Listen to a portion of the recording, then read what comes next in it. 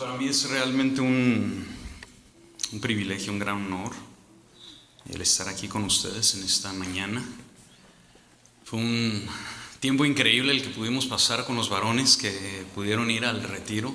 Creo que Dios nos retó, nos enseñó, nos mostró unas cosillas que quizás teníamos que alinear en nuestras propias vidas. Y creo que todos aquí, de allá nos fuimos llenos. Pero yo realmente creo que el día de hoy Dios quiere hablarnos a todos nosotros en contexto de iglesia.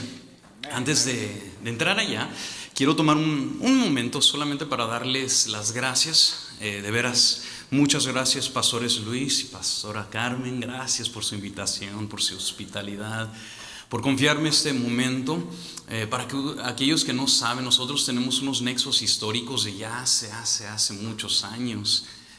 Yo tuve el privilegio, y de veras que es un privilegio, conocer a su hijo Dani cuando tenía unos 22 años. Yo tengo el honor de ser pastor en la ciudad de Puerto Arturo, en el sureste de Texas, y allá necesitábamos un pastor de jóvenes, un adorador, alguien que haga esas dos funciones en ese tiempo, en el crecimiento de nuestra iglesia. Y un mutuo amigo nuestro, Hugo Martínez, me dijo: ¿sabes que si no le llamas a este chico, alguien le va a llamar? Ponte a orar y llámale, y a ver si es chicle va a pegar, y si no, pues no pega y ya, no pasa nada. Le llamé, aún me acuerdo, él estaba trabajando en Gap. Gap era una tienda, y me dice: no, pues sí, voy y veo y oramos. Y bueno, para hacerles una larga historia muy corta, él decidió irse con nosotros un par de años en ese tiempo.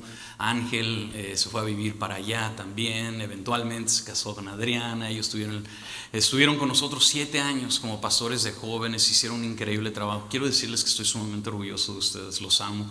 De veras que Dios nos da unos privilegios que como pastores, solamente un pastor, creo, puede vivir. El poder ver a Ángel y Adriana ahora ministrando y haciendo y viajando y haciendo cosas para el Señor me llena ver a Daniel. Daniel anda por todo el mundo. Yo de repente digo: nomás anda en México, en Costa Rica, en Nicaragua. ¿Y quién hubiera sabido, no? De que Dios tenía grandes planes para él, para ellos. Así de que me llena verlos. Gracias por su hospitalidad. Mi esposa Lili, la iglesia Triunfo allá en Puerto Arturo, les mando un fuerte abrazo, y también les dan las gracias por sacarme de allá por lo menos un domingo para escuchar una voz un poquito diferente. Si usted trajo su Biblia, le voy a pedir que por favor la abra al libro de Segunda de Samuel, en el Antiguo Testamento. Si usted no trajo su Biblia, seguramente la vamos a poner acá en la pantalla, las escrituras, así de que no se preocupe, está bien. Prepárese, yo creo que Dios le va a hablar, no porque yo me sienta confiado en mis habilidades. Es más, yo no me siento confiado en mis habilidades. No soy yo el que me capacita, el que me da competencia es el Señor. Y realmente siento que la presencia del Señor está aquí y Dios se quiere fortalecer. Una oración que yo siempre hago es la siguiente: Señor, esto es para tu gloria, número 1, y esto, número 2, es para la edificación de tu gente. Ahí se cubre todo lo que vamos a hacer el día de hoy. Los que conocen de Puerto Arturo saben que somos una región donde se refina el petróleo de Estados Unidos. El 70% del petróleo de Estados Unidos se ha refinado en Puerto Arturo. Entonces la gente se vaya a trabajar, hay mucho trabajo. Hay una población hispana bastante grande, y ahí tenemos el distinto, muy grande honor de ser el pastor de, yo digo, pues una iglesia significativa en Puerto Arturo. Hace 6 meses tuvimos un evento traumático en nuestra ciudad, y aquellos que han visto pues, lo que ocurrió en Houston quizás no saben, pero nosotros estamos a 1 hora de Houston, y fuimos visitados por un huracán, el huracán Harvey, y fue horrible, la verdad. Toda la noche llovió. Nosotros recibimos, hoy en la noche estuvo lloviendo, y cada vez que llueve como que me lleva a ese momento, aunque aquí no llueve tanto, ¿verdad? Bueno, para que usted se dé cuenta, yo lo busqué. Aquí en El Paso ustedes reciben 9 pulgadas de lluvia al año, ¿vale? Entonces no reciben casi nada de lluvia. Nosotros recibimos aproximadamente 23 al año. En 24 horas nosotros recibimos 55 pulgadas. Obviamente inundó todo y fue súper traumático. Hasta la fecha no sabemos si nuestra comunidad va a volver a ser la misma, ya que mucha gente dijo, ya no quiero vivir aquí, nos vamos. Punto y aparte, mucha gente perdió sus hogares, sus viviendas. 48 familias de nuestra iglesia quedaron sin hogar. Cientos personas en nuestra iglesia perdieron autos. Entonces fue un acontecimiento terrible, terrible. Y aún con todo eso, una de las cosas que a mí me llamó más la atención de todo lo que el desastre y las inundaciones fue la caridad de la gente. Fue gente que para mí fue de mucha inspiración, viendo a vecinos saliendo de su hogar con el agua hasta el pecho, ahí en sus barquitos, y sacando a gente, y sacando animalitos, y viendo cómo gente de alrededor de Estados Unidos mandaba víveres a Puerto Arturo para que sobrevivamos, porque las tiendas no abrían. Estuvimos 3-4 semanas sin electricidad, imagínense. Nuestra iglesia fue totalmente destruida.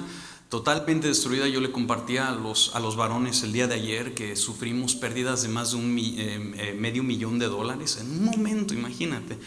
Todo es temporal. Todo es temporal. En un momento, todo lo que nosotros acumulamos se puede ir.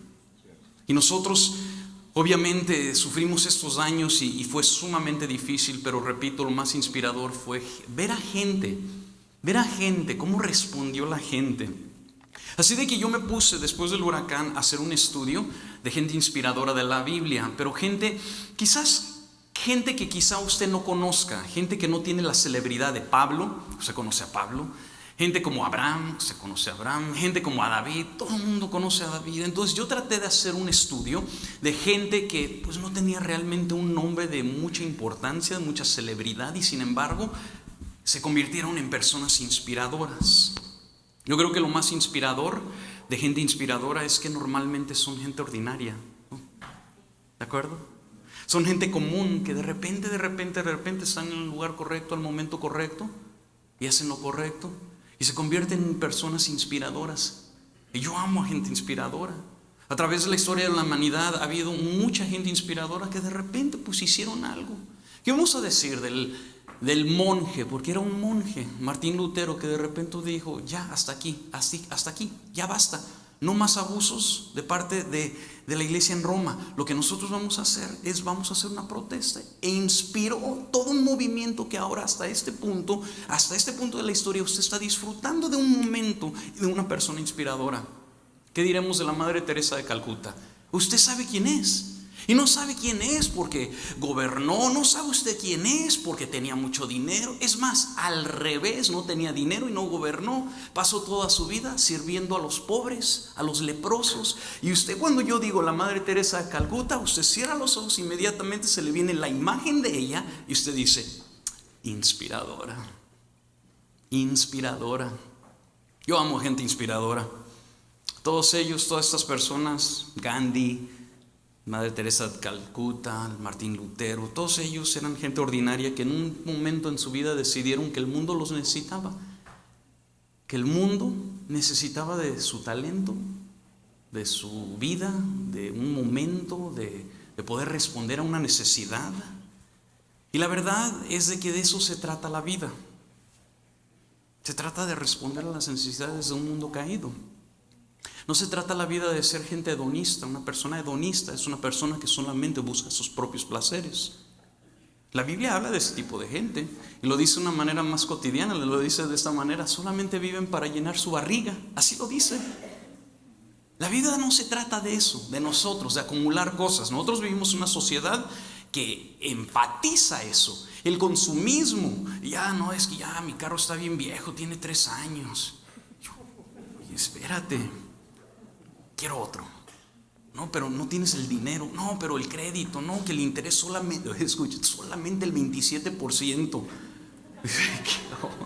Bueno, por lo menos no es 30%.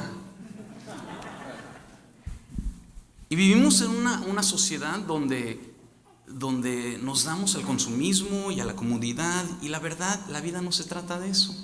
Jesús dijo lo siguiente: ¿de qué nos sirve ganar todo el mundo si nuestra alma en el proceso de comprarnos la casa más grande, el carro más rápido, el barco, esto, aquello, más comodidad. Y yo no estoy en contra de esas cosas. Escúcheme, yo no hice voto de pobreza cuando entré en el ministerio. Yo creo que es muy difícil para mí decir, no, es que yo voy a vivir en pura pobreza, porque yo no entiendo la Biblia de esa manera. Pero lo que sí te estoy tratando de decir es de que cuando nuestra vida se trata de eso, hemos perdido el sentido de la vida. De eso no se trata. Se trata de ser gente inspiradora aún para otros. Si usted ya abrió su Biblia, le voy a crear una plataforma para juntos brincar en nuestra historia. Estamos hablando de los tiempos del rey David. Los mejores tiempos del rey David.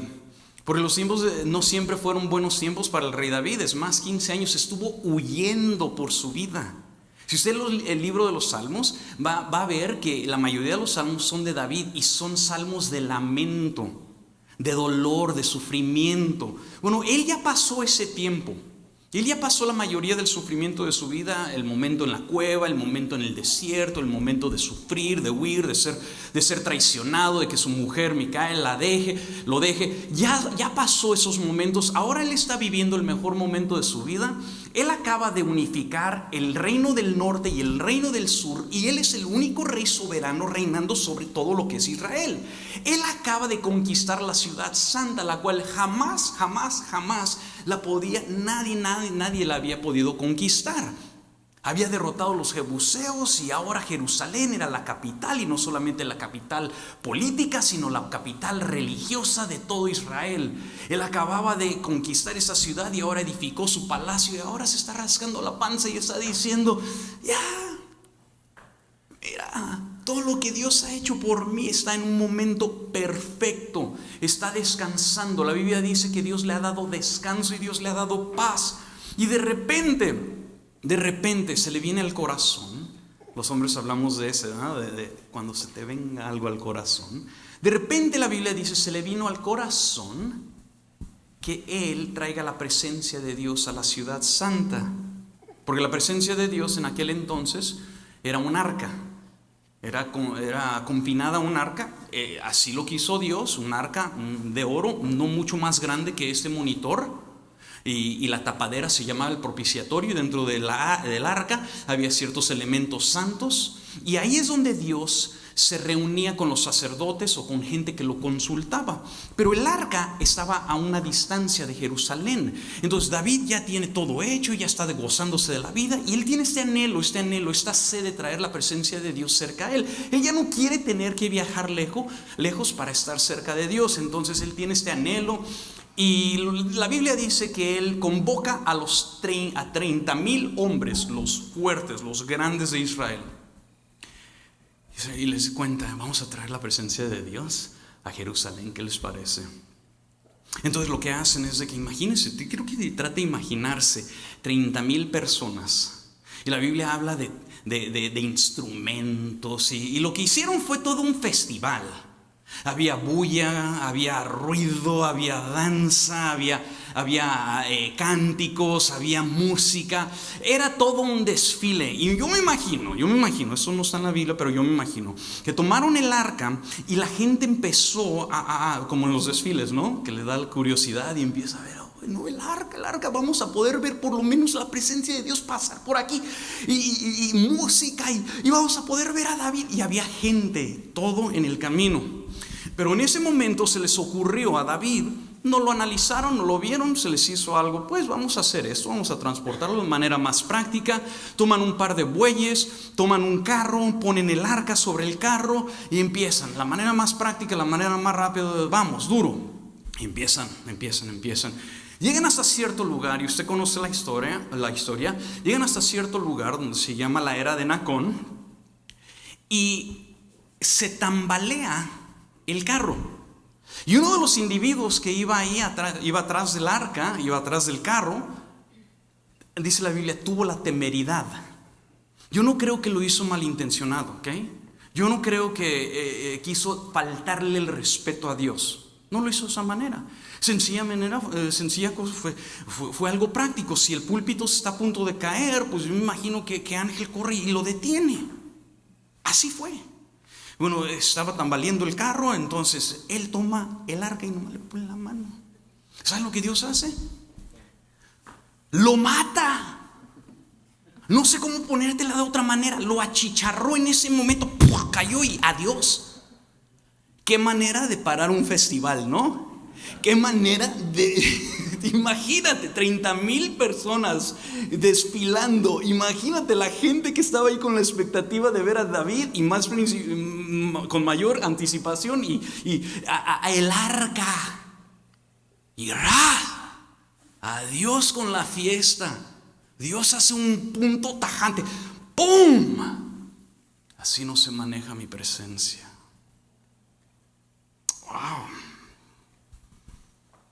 Y lo mata. Muere este tal Usa. Y muere porque Dios había advertido en su palabra que así no se transportaba su presencia. Su presencia se transportaba por medio de levitas, los cuales ponían el arca sobre sus hombros para que el arca siempre esté sobre la humanidad. Dios no se trata de cualquier manera. Por ejemplo, yo cuando estoy en la alabanza y adoración y yo sé que el mover de Dios está presente, yo no estoy ahí, ojalá esto ya se acabe. Pues a mi mente se me viene la historia de Usa. No me voy a achicharrar, Dios. En serio. Porque la presencia de Dios se debe de honrar y respetar. La Biblia habla del temor de Dios. Y el temor de Dios no solamente es tenerle alta reverencia, aunque incluye un elemento de alta reverencia, sino de que también incluye un elemento, ten mucho cuidado, porque Dios es temeroso. La Biblia lo llama el Dios temible. En fin, la ignorancia de David y del pueblo, pues no es una justificación. Como para nosotros no es una justificación cuando es que yo no sabía. Es que yo no sabía que no podía vivir con mi novio, dice la chica. Es que yo no sabía que yo no podía tener relaciones antes del matrimonio. Es que yo no sabía. No es una justificación. El pecado no es una justificación. Por la ignorancia no es una justificación. Una de dos. O no tomaron el tiempo para buscar qué es el deseo de Dios. O dos, no nos importó lo que decía Dios. Yo creo que en el caso de David sencillamente se les fue. No averiguaron en cómo transportar la presencia de Dios. Y aquí es donde llegamos a este momento histórico. Y dice la Biblia lo siguiente en 2 de Samuel 6, y vamos a leer el verso 9 y el 10. Dice, y temiendo David, a ver, vamos a pausar ahí, porque David no era un hombre de temor, ¿de acuerdo? Usted lee la vida de David, y David, ¿qué? Oso, no hay problema. ¿Qué? León, no hay problema. ¿Qué? Gigante, tampoco hay problema. ¿Cuántos filisteos quiere Saúl? 100, le doy 200. No era un hombre de temor. Y en este momento está así, está, como dicen, yo pastoreo a mucha gente del valle, y hablan bien curioso. Se friquió. Sacan palabritas y ya se me está pegando. Se friquió David, se sacó de onda. Y dice lo siguiente, y David dijo, ¿cómo ha de venir el arca de Dios a mi casa? ¿Cómo ha de venir a mí el arca de Jehová? De modo que David no quiso traer para sí el arca de Jehová a la ciudad de David. Ahora, yo me pongo en el lugar de David y también, yo acabo de ver que alguien sencillamente trató de detener y Dios lo mató. Ahora, yo poniéndome en el lugar de David, yo digo, ok, si yo traigo el arca de Dios a la ciudad de David y cualquier cosita que desagrade a Dios, pues igual y no solamente caiga yo muerto, pero toda la ciudad de David. Entonces él teme y él dice, no, ahí déjenla. En serio, y está con mucho nervio, y luego la Biblia dice, e hizo llevar, en otras palabras, no pidió permiso, sencillamente, hizo llevar David a casa de Obed-Edom el Geteo. Póngase usted en el lugar de Obed-Edom el Geteo. Usted vino a ver el desfile, usted vino a ver el arca, usted vino a ver un vistazo de David, ¿no? Y de repente, hay un levita aquí. Y porque el arca solamente podía ser cuidada por levitas. Y pues Edom, acabo de ver que se murió alguien. Tú irá a tu casa el arca, porque así dice, ¿no? Hizo que vaya. Pero me llama mucho la atención, porque yo creo de todo corazón que Obed-Edom tenía algo muy especial. Y ahorita vamos a ver gente ordinaria que se convierte en gente inspiradora. Algunos de ustedes jamás habían oído de Obed-Edom el geteo, pero nunca te vas a olvidar de él después de hoy. Obed-Edom, un hombre sencillo, no vivía en Jerusalén. Es más, te cuento un poquito de Obed-Edom. Hay mucho que ver con los nombres. Cuando veas un nombre en la Biblia, estudia los nombres, porque los nombres revelan mucho de su carácter, porque los judíos creen que un nombre es profético y habla de su vida. La palabra Obed, ¿hay una Obed en la casa? No, nosotros tenemos un par de Obeds. Significa sencillo servidor. Así, eso es lo que significa. Sencillo servidor. Eso es lo que significa la palabra Obed. Y luego se apellidaba, ¿no? Edom, el geteo. No era su apellido. No. La palabra Edom sencillamente significa que su mamá no era judía, era edomita, otro pueblo, que era algo muy repugnante a los judíos. El papá, levita, imagínate, había cruzado la línea hebrea y eso no se hacía. Entonces este servidor, sencillo servidor, tenía madre edomita. Y ahora, para insultar un poquito más o para rematar de cabeza, ahí te va. Nació en una ciudad que se llama Gat. Así le decían a los residentes de Gat, los que habían nacido en Gat, eran geteos. ¿Sabes dónde estaba localizada Gat? Era una ciudad principal de los filisteos. Es más, ¿te acuerdas de un gigante que se llamaba, ¿cómo se llamaba? Goliat. ¿De dónde era? De Gat. Él era un geteo. Entonces imagínate el pobre Obed. Su mamá es edomita, rechazado por la parte del pueblo judío. Era nacido en el territorio más enemigo de todo Israel. Pero lo que yo quiero decirle es de que tras del velo Dios estaba ordenando las cosas y escogiendo con quién quería ir a habitar por lo menos un ratito. De la misma manera que Dios está ordenando sus pasos, y Dios quiere también no solamente que usted lo visite de repente, sino Él quiere morar en su vida. Él quiere estar con usted, que quiere habitar en su casa, que quiere ser el invitado especial de todos los días, no solamente los domingos. Eso te voy a hablar un poquito el día de hoy, porque acá lo que alcanzamos a ver es de que Dios escogió dónde quería vivir. A Dios le importó muy poco, escuchen, muy poco le importó a Dios que Obed era de un lugar desagradable o que venía de una familia disfuncional, mezclada. Para los judíos es la disfunción más fuerte que podría existir. Le importó muy poco a Dios de que haya nacido dentro del territorio filisteo, de un pueblo antagonista. Le importó muy poco que era un campesino, no estaba viviendo en la ciudad de Israel. Le importó muy poco que quizás era pobre y quizás haya tenido poca educación y que su pedigrí era cruzado, no era de sangre pura. Le importó muy poco porque a Dios no le importa tanto esas cosas.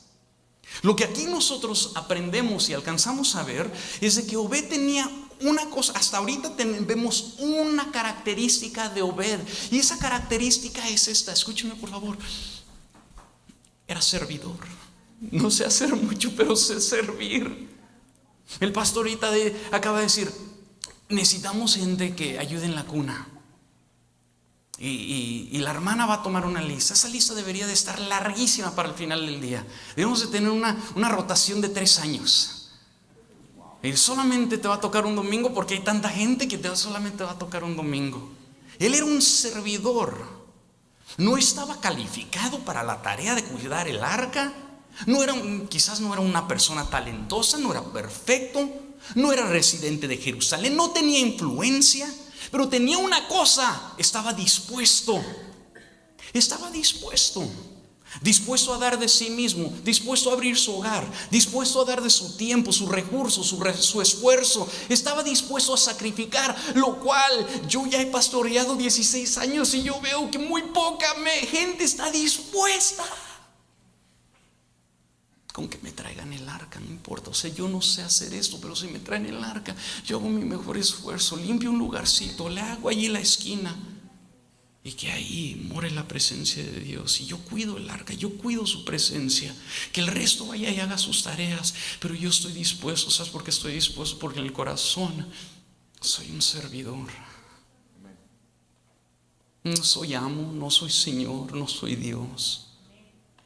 Mi más gloriosa identidad es de siervo, es de servidor. Heme aquí, a donde tú quieras, como tú quieras. ¿Quieres habitar en mi casa? O mi casa tiene una recámara. Las casas de los judíos en aquel entonces eran bien sencillas. Hay una recámara, pero ahí te hacemos un rinconcito, Señor, y servimos tu presencia. Te voy a dar un principio de vida, y si solamente te llevas esto, llévate esto. Conocer de Él nos abre a una visitación repentina de parte de Dios. Conocer de Él nos abre a visitaciones repentinas de parte del Señor.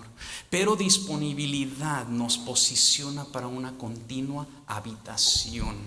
Yo no quiero una visitación. Yo quiero una continua habitación de la presencia de Dios en mi vida. Yo no quiero conformarme con venir a la iglesia en domingo o miércoles o jueves, de repente servir al Señor. Yo quiero que su presencia esté 24 horas en mi vida, 7 días a la semana. Que cuando me despierta yo pueda oír la voz del Señor decirme: qué bueno que ya estás despierto. Y que yo pueda decir: caminamos todo el día. Yo no quiero una visitación repentina. Ay, de repente en domingo, y ojalá y predique bien el predicador, porque si no, entonces no hay visitación. Sino que yo quiero y deseo y anhelo que haya una habitación continua. No me quiero conformar. Y les digo, yo he ya pastoreado un ratito. Dios me llamó al ministerio a una muy temprana edad, y he visto las consecuencias de vidas que solamente viven de domingo en domingo. La verdad es esta, que hasta que el cristiano no aprenda a alimentarse solo, no es un cristiano maduro. Si el cristiano solamente vive de predicación en predicación, está malnutrido. Entonces es muy importante que crezcamos en nuestra madurez. Pero yo lo que he visto de gente así es de que hay inconstancias en su vida. Aman a Dios, sí lo aman, quieren crecer, sí, pero todavía no hay una habitación continua. Todavía no han descubierto que Dios desea eso, sino que todavía están viviendo de visitación en visitación en visitación. Y quizá, no sé, quizá la vida de Obed-Edom, el geteo, era así, de visitación en visitación. Cuando me toque ir a visitar la presencia de Dios, voy. Pero llega un momento donde él tiene una oportunidad y él mismo dice: bueno, yo seré un servidor, yo sirvo, que se abra mi casa. Yo voy a ser un constante servidor de la presencia de Dios. Que viva en mi casa, que vea todo lo que hago. ¿Se imagina? Que vea cómo yo le hablo a mi esposa.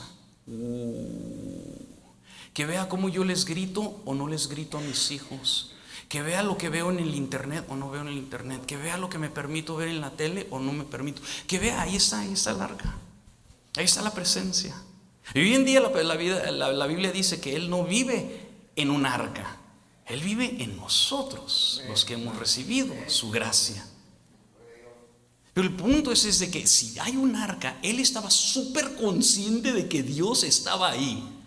Yo me imagino, llega a la casa, no, todo irritado porque tuvo un mal día en el campo y está a punto de gritarle a su esposa y como que brilla el arca, ¿no? ¿Sabes por qué? Porque se acuerda de lo que le pasó a Usa. ¿Se acuerdan del chicharro? No, le grito a mi esposa, soy áspero con ella y ras, fulminado quedaste. Que vea a Dios cómo manejo mis finanzas, que vea mi sistema de valores, que vea a Dios cómo me conduzco en mi hogar, porque Él vive conmigo. Y para mí eso es muy inspirador de Obed-Edom. Y Obed empieza a recibir algo que no se esperaba. Segunda de Samuel 6:11 dice lo siguiente: y estuvo el arca de Jehová en casa de Obed-Edom geteo. ¿Cuánto tiempo? ¿Cuántos días son 3 meses? 90 días más o menos. Un corto tiempo. Y vean el resultado de la presencia de Dios continuamente estando ahí. Y bendijo Jehová a Obed-Edom. ¿Y qué dice ahí? Toda su casa. Y yo cuando leí eso dije, toda su casa. ¿Qué significa eso? Dios bendijo su familia. El hijo que era burro, que no sacaba las calificaciones, de repente empieza a sacar dieces y as. Porque Dios empieza a bendecir su manera de procesar información y lo bendice en la escuela. De repente ese matrimonio que estaba ahí disfuncional, se gritaban por ya ni sabían por qué se peleaban. ¿Qué le ha pasado? Dije, ¿por qué no estamos peleando? ¿Quién sabe? Pero le continuamos. De repente el matrimonio fragmentado, disfuncional, Dios lo empieza a bendecir. De repente el campo, que de repente salía ahí una fruta, empieza a salir un montón. Sus animalitos empezaron a dar fruto. Empezó a tener no solamente eso, sino que esa cosecha y su propiedad y su negocio y sus relaciones empezaron a ser bendecidas por una razón. Quiero que lo leas. Por causa de la presencia de Dios. La presencia de Dios, como cantamos, me encantó, eso es de Dios. La presencia de Dios es la que hace la diferencia en nuestra vida.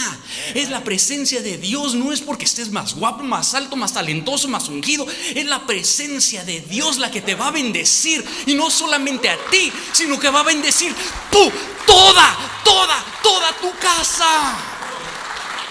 Te va a abrir puertas, te va a cerrar unas que no deberías ni acercarte de ellas, pero vas a caminar en una bendición cuando decidas.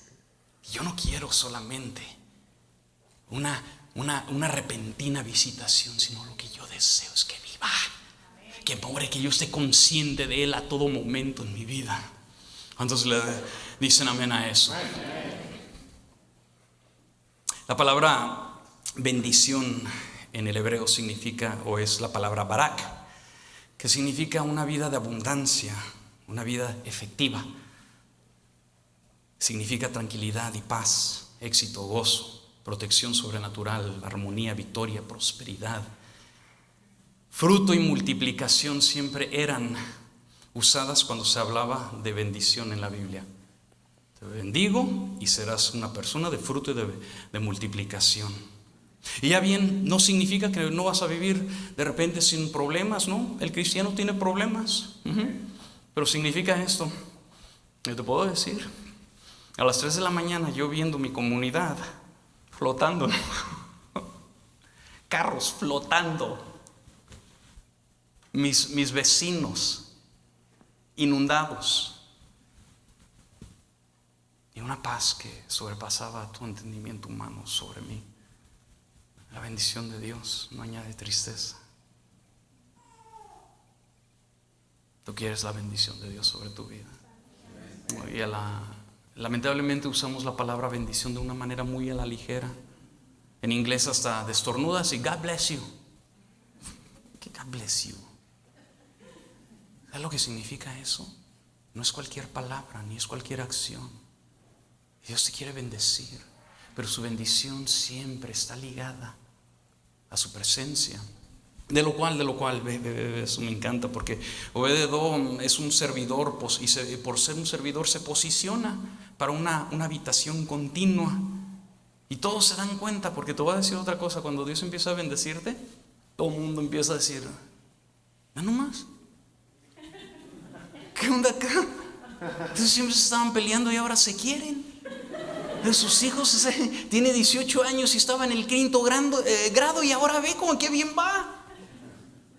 Todo el mundo se empieza a dar cuenta cuando Dios empieza a bendecir tu vida. Ve, me encanta esta parte de la Biblia donde dice 2 de Samuel capítulo 6 verso 12, dice: fue dado aviso, hay un chismoso, fue dado aviso al rey David diciendo: Jehová ha bendecido la casa de Obed-edom y, ¿qué dice? Todo lo que tiene. ¿Por qué? A causa de la presencia de Dios, del arca de Dios. Entonces David dijo: ahora sí quiero. David dijo, entonces David fue y llevó con alegría el arca de Dios de casa de Obed-edom a la ciudad de David. Entonces por fin la atinó bien. Si usted lee la Biblia ahí se va a dar cuenta que lo hicieron bien, ahora sí. Pero Obed-edom tuvo que hacer una elección. Gente inspiradora, tuvo que hacer una decisión. Veo que no inventes, el arca acaba de prosperar toda mi vida. Mi vida ha cambiado por tres meses con el arca de Dios aquí. ¿Qué voy a hacer? Ahora se están llevando la presencia del Señor. ¿Qué hago? Me encanta lo que hace Obed-edom. Es lo que deberíamos hacer nosotros constantemente cuando la nube levanta y se va. Levanto y me voy con la nube. Tuvo una elección que hacer, una decisión. Podría haberse quedado donde estaba y vivir el resto de su vida de una memoria pasada. Y muchos cristianos viven así. Viven en el ayer. Ay, aquellos eran los días cuando cantábamos los coritos y la presencia del Señor se movía. Y los muros caen. Y ahora ya no. No, espérame. Dios va hacia adelante. No vivas en el ayer. Dios también tiene una gloria para el día de hoy. Entonces, él tenía que hacer esta decisión: o quedarse donde estaba y lo que pasó en su relación con Dios, o moverse con el arca de Dios, permanecer en la presencia de Dios y en la relación con Dios. Nosotros allí en nuestra comunidad trabajamos con los adictos de nuestra comunidad. Tenemos a alguien que es parte del staff que se dedica a trabajar con gente que es adicta a la heroína y a las pastillas y es muy triste, y vemos algunas características de gente adicta. Gente adicta no puede vivir con aquello que se han adictado, ¿verdad? De alguna manera tienen un anhelo, una compulsión, una obsesión por aquello que los ha adictado, y están en muchas ocasiones dispuestos a hacer cualquier cosa. De veras, a veces nos sentamos con ellos y vemos: ¿cómo es posible que hiciste eso por un anhelo tan fuerte? En fin, hemos visto mucha victoria en algunos de ellos, pero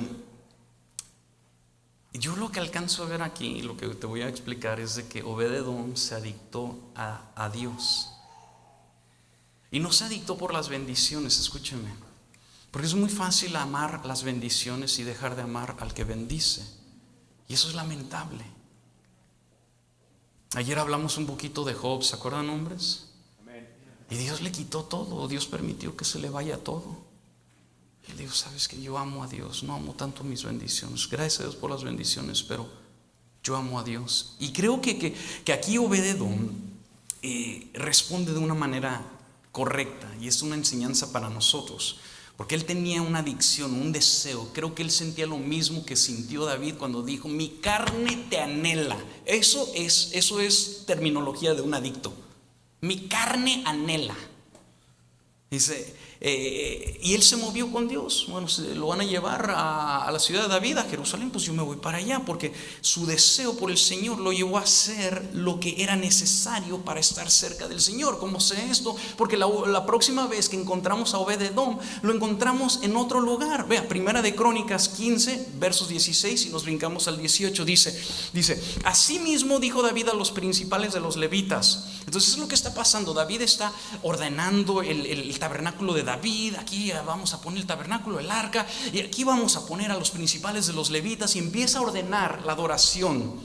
Y dice: asimismo dijo David a los principales de los levitas que designasen a sus hermanos a cantores con instrumentos de música, con salterios y arpas y címbalos, que resonasen y alzasen la voz con alegría, y con ellos a sus hermanos el segundo orden, a Zacarías, a Jaziel, a Semimarot, a Gesiel, a Uni, a Eliab, a Benaía, a Masaías, a Matalías, a Elifeluhu, a Migma, y ahí se coló otro. y Obed, y Obed-Edom, y Jesiel. Y luego nos dice, y ellos eran los porteros. Me encanta. Ellos eran los más sencillos. No eran los que tocaban la batería o la trompeta o él. Déjeme ser un portero. Yo abro la puerta, no hay bronca. Con que esté cerca la casa de Dios, con que esté cerca la arca, con que esté cerca su presencia, lo que sea. Me quieren poner a lavar los baños, está bien. Me quieren poner a pintar afuera, está bien, lo que sea. Yo hago lo que quieran. Ok, tenemos chamba para ti, vas a ser portero. ¿Me acuerda lo que dijo David acerca de ser un portero? Yo prefiero ser un portero en la casa de Dios que vivir 10,000 años fuera de ella. Ese mismo anhelo. Y se pone de portero. De portero, no de partero. Y está de portero. Y es trabajo difícil.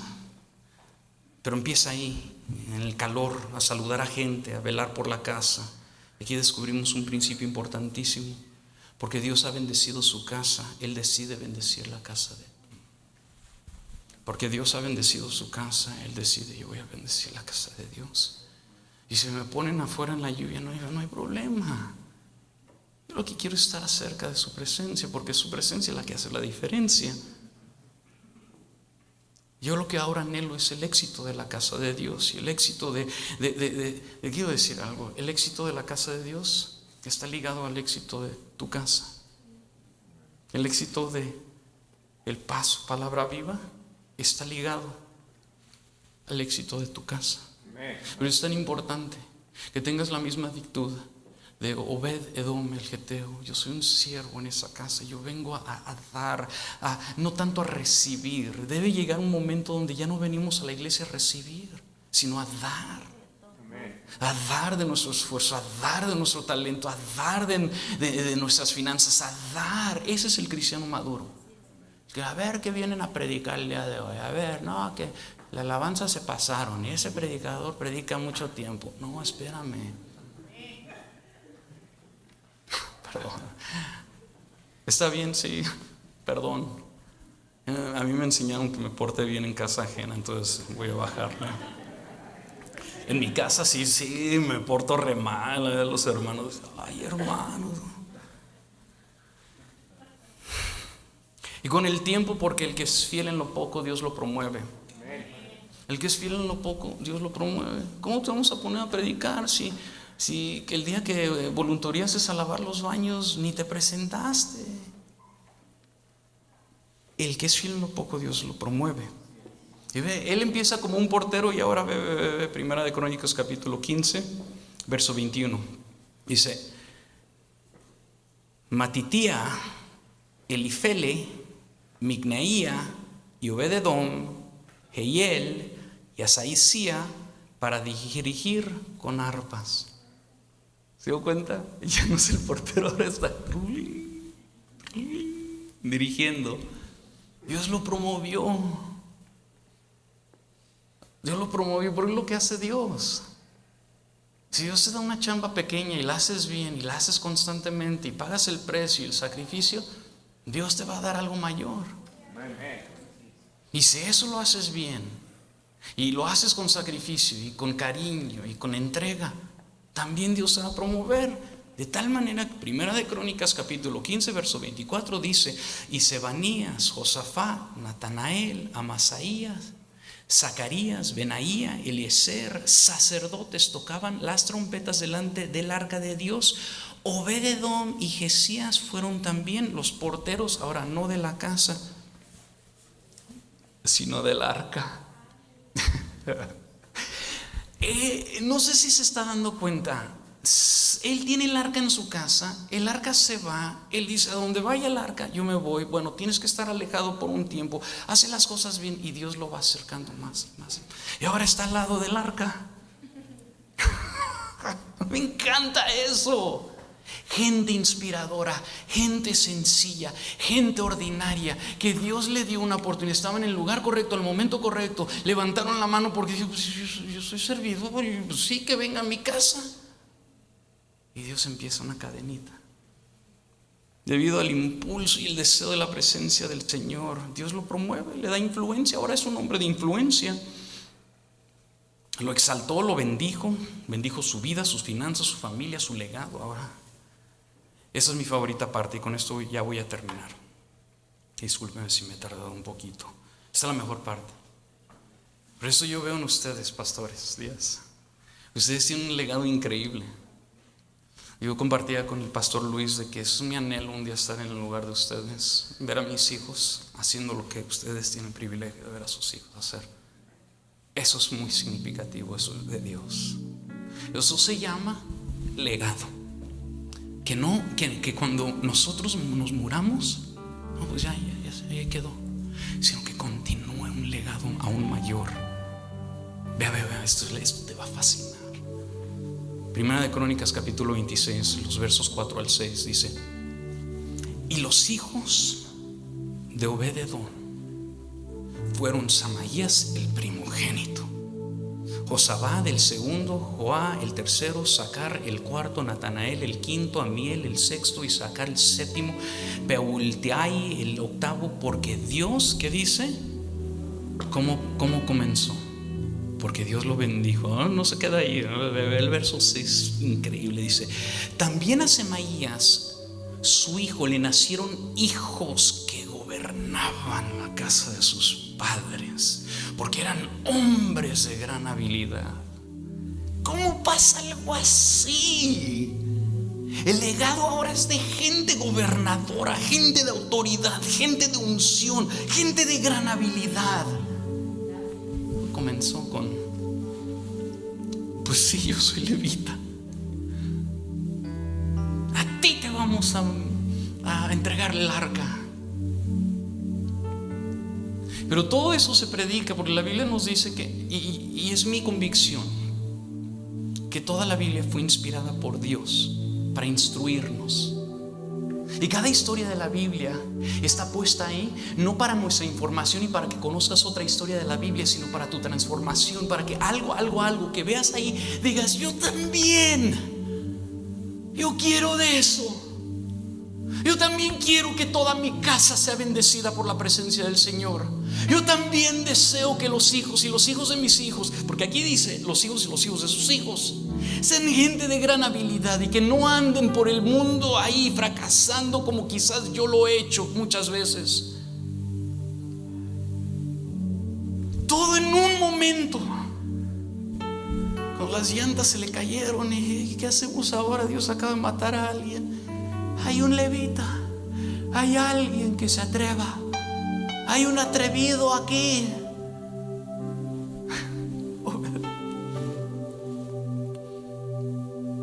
Está chiquita mi casa, pero ahí le hacemos un rinconcito. Te quiero garantizar, yo creo que por algo la Biblia nos da números: 90 días, 3 meses. Que si tú te haces el hábito de visitar y estar consciente de la presencia de Dios en tu casa por 90 días, tu vida va a cambiar. Va a cambiar. ¿Sabes lo que va a pasar? Es de que la presencia de Dios habitando en tu casa va a cambiar tu carácter, porque vas a estar así como que: ay, jole, no, señora chicharra. No. Ya no te vas a dar permiso de ver eso, de hablar de esa manera, o de...